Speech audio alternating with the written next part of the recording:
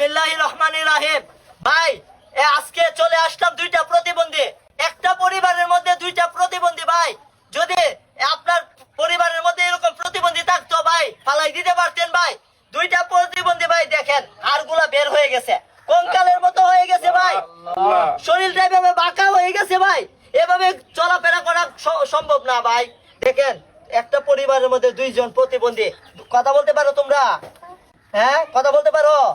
তুমি কথা বলতে পারো? দেখেন ওনারা দুইজন কথাও বলতে পারে না ভাই।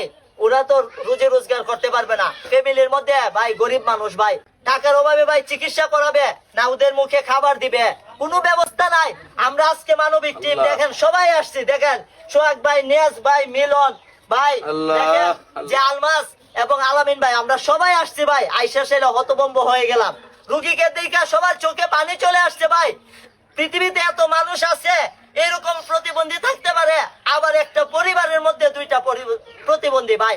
বাবার ভাই আবার কিডনি সমস্যা ভাই, বাবারও কিডনি সমস্যা, কাজ করতে পারে না, রুজি রোজগার করতে পারে না, গরিব মানুষ ভাই, টাকার অভাবে চিকিৎসা করতে পারতেছে না। আপনারা যদি এই ফ্যামিলিটার পাশে দাঁড়ান, রুগীর নিজস্ব বিকাশ নাম্বার দিয়ে দিব, যে যত টাকা পারেন আপনারা একটু সহযোগিতা করেন ভাই। মানুষ মানুষের জন্য, জীবন জীবনের জন্য। প্রতিবন্ধীরা কিন্তু আমাদের মধ্যে বোঝা নয়, ওরা ওরা আমাদের ভালোবাসার পাত্র, ওদেরকে ভালোবাসবেন, ওদেরকে একটু সহযোগিতা করবেন।